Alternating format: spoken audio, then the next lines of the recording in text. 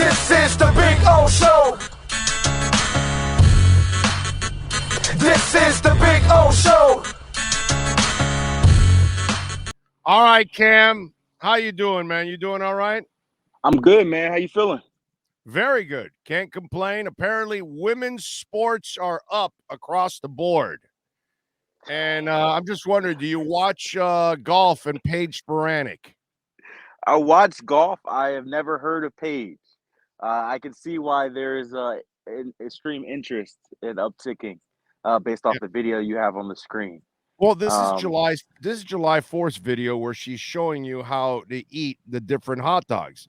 Here, she's Blizzards, taking the right? challenge of 2 hot dogs at a time. You know, these are gifts of the good Lord here. You know, I'm just saying. And so, you know, and the side hot dog eating, you know, so she's, you know, and this is how you dress, by the way, on July 4th to eat hot dogs. I just want you to know. So does anybody know if she's a good golfer? Does it really matter? Seriously. Like, really? Is that why you would follow her on the galley? I mean, you know, No. it just So exactly. that's probably not why she would get most of her interest. But if she's a good golfer, then she actually is a good golfer. She actually is a good golfer. I don't know. Sean, get me her ranking. What's her ranking in women's golf? I mean, number 1 in my eyes. I mean, you know, for sure. So is she new to the golf scene, or has she been around? No. She's been around, dude. She's been around for a few years. I follow golf, but I guess I don't follow women's golf very closely. Right. Most people don't follow women's golf because if you follow women's golf, you've got to know Paige Sporanic. I mean, right. I think Michelle Wee is the only golfer that I think I remember from the women's scale, but I don't think she's been golfing for a while. Yeah. You definitely do not follow women's golf. You guys having fun this morning, I see. We try to have fun every single day here, you know, on the show. That's the way to do it, man. That's the way to do it. Gotta have a little fun. We'll get a ranking. Sean will find her rankings in women's golf. You know, the rookies are reporting, and I find it interesting how sometimes we're quick to write off the rookies and say, well, you know, because, you know, the first pick was in the 3rd round and this and that. And yet we kind of forget that, you know, Nick Needham came off the street and was contributing, and guys do end up contributing as really young players. At times you will find diamonds in the rough. And I find that kind of funny that by now people will dismiss young guys and not give them an opportunity when time and time again, you know, Brandon Jones will shock you and say, yeah, I can contribute a little bit when I'm young. I can help you out. And it happens all the time in football. So for people to think that Tyndall is a guy that's not going to help you, I disagree. There could be a chance. And Azukama is a guy that I think will be a specifically used player. So he's not going to have to know the entire playbook. I was thinking about this. Skylar Thompson, I know he's not in the big picture, but here's what you want to find out. Can he play? Is there something there to develop? Because if there is, you're now developing a trade chip for down the line at the same time, or a future backup quarterback, because you're going to lose Teddy Bridgewater in a year because Teddy's only here for a year. I would imagine he's going to move on, you know, after this. Zaquandre White, I was thinking about this. Well, you got a lot of backs, but some of them have some injury history. Well, guess what? This kid might prove to be some kind of depth for you.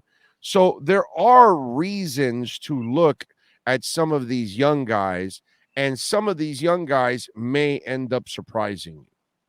Yeah, no, I think you look at, and like you said, the 3rd round pick is an interesting spot because the way I look at it, 1st round picks, you expect them to be a significant contributor. Your 2nd round picks, you hope they're significant contributors. Your 3rd and 4th round pick, you hope they are contributors.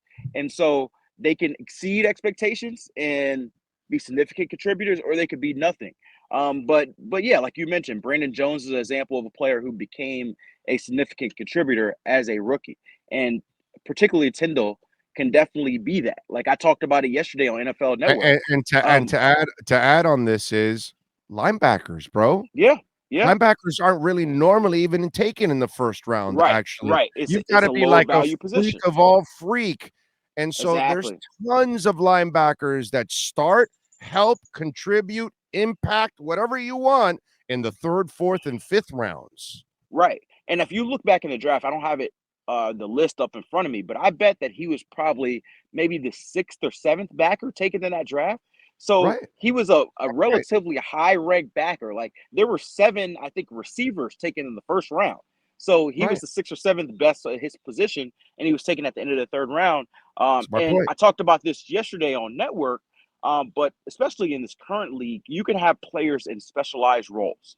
So 3rd round pick probably means that something in his game needs some work, right? I mean, he's probably not a complete player at this point. That's fine. As a rookie, you can use him in roles that he excels in. And so his speed is a By the way, difference maker. Brandon Jones. Exactly. So They Brent, blitzed like you him, said, used him in the run, but they right, didn't wanna put him as much in coverage. So exactly. they And that's they why they he went kept into him the closer to the line of scrimmage. Yeah. That's a great point on Brandon Jones. The reason why he wasn't a 1st round pick is because there's questions about his coverage. And in this league, safeties have to cover, right? So he becomes a 3rd round pick. You don't worry about what he can't do. You say, okay, we're going to specialize him as a box safety. He's going to come down. And if he grows into a complete coverage player, great.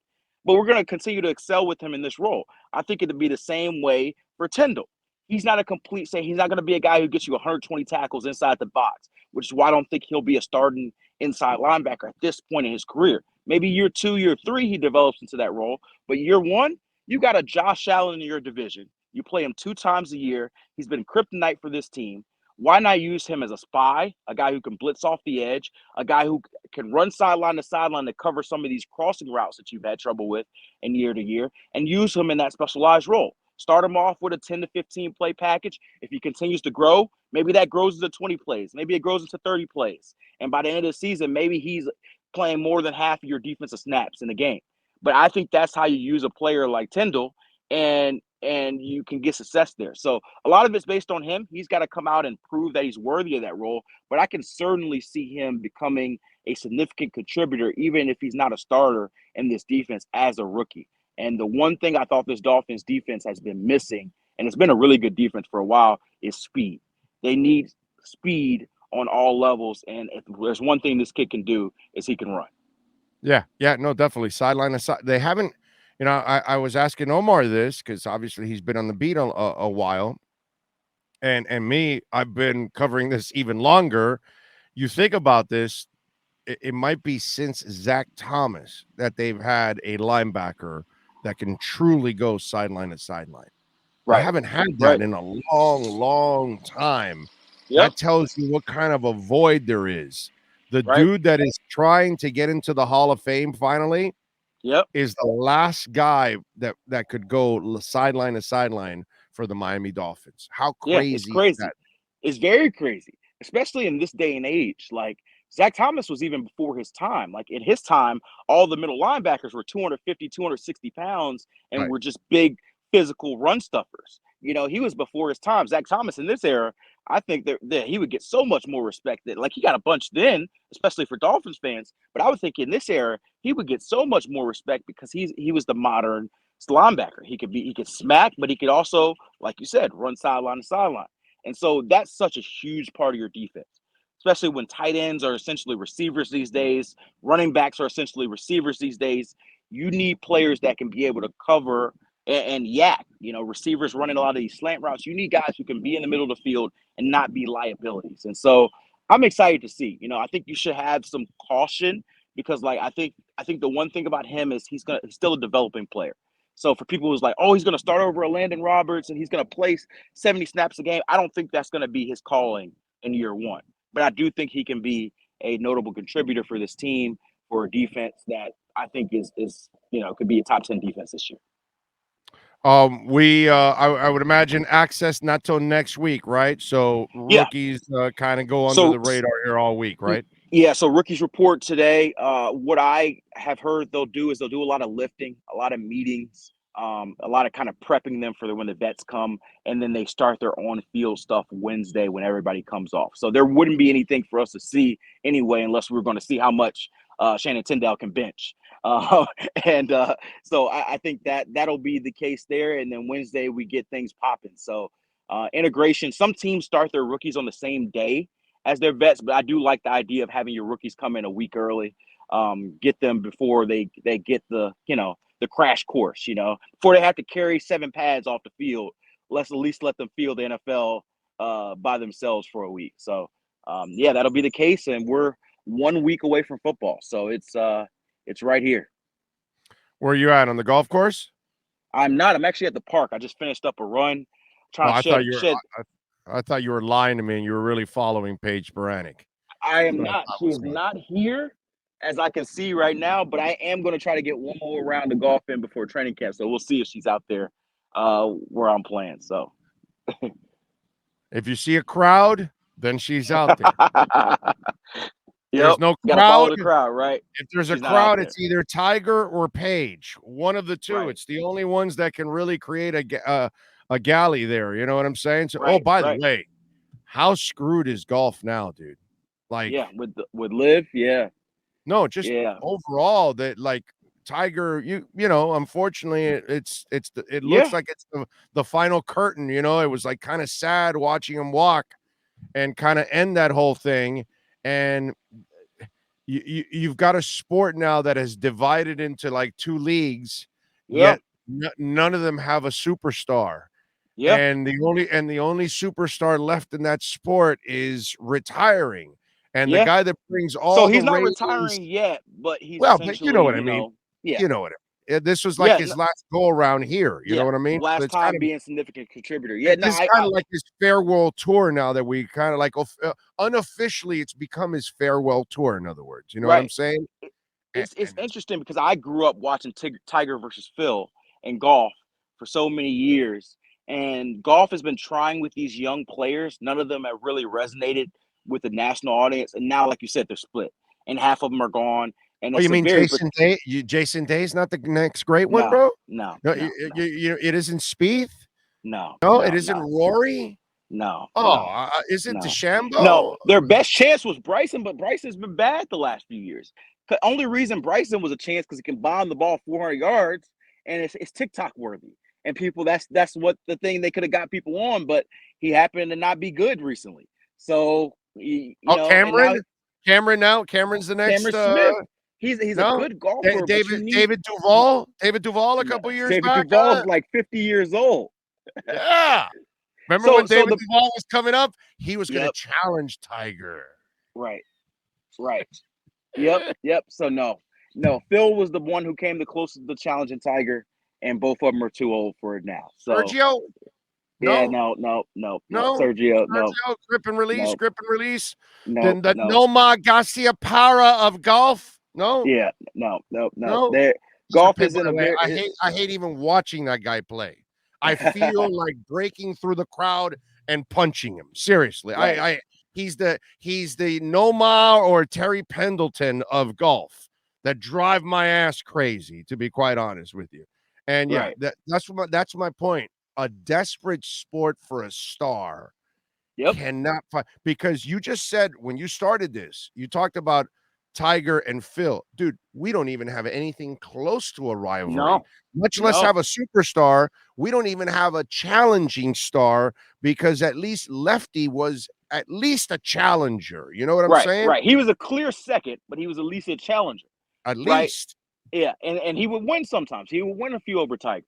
Right. So, the best thing they had was the Brooks versus Bryson thing, Bryson DeChambeau for a while. But like you said, Liv came and destroyed that. And that was more golf-centric. It was more for golf fans and not the national audience. Like, national audience. And it never even came close to that rivalry of Tiger. Not even close. You know what I mean? So that's where I think that sport is so screwed. It's now divided into 2 leagues, and neither one of them have a superstar, and they're spending way more money on this because now they've made the PGA spend more money, and yet they still don't have a star to sell to people. It's crazy. Yep, very precarious spot for golf. So we'll see what happens. Well, you know what they should do? Bring Paige Sporanic to the. There you go. That's how you get a star, right? That's how you get a star, baby. That's how you get a star right there. And have her eat hot dogs on the course too. That'll break the television right there. Get her into the Nathan's hot dog eating contest on 4th of July. No, you have that woman eating hot dogs, all those old farts that watch golf, heart attacks all across the world, okay? Because they're just going to be thinking about other things. All right. That's hilarious. As we digress, follow him on Twitter at Cameron Wolfe and catch his work there at the NFL Network. What are you working on this week, sir? I just did TV yesterday. I'm going to be back on TV tomorrow from 1 to 2 on NFL Network, prepping people for training camp. And then training camp's right up to gear. I'll be in Jacksonville from Sunday to Tuesday, and then I'll be back in Miami going into training camp. I'll either be there Wednesday or at least Thursday or Friday, and I'll be there definitely Saturday. We'll have NFL Network crew live from Miami on Friday. So I'm telling you guys that, so y'all will know that. Watching there. We'll have a couple people on set. We'll have some fun interviews there for you guys to tune into. So you definitely want to be tuned in to NFL Network on Friday. And twice a week, you can find out why he has a face for television and I have a face for radio. All right. He is Cameron Wolfe. We'll catch up with you later in the week, my brother. You be good. Absolutely. Appreciate you. You got it. Cameron Wolfe, the Wolf Pack has been unleashed.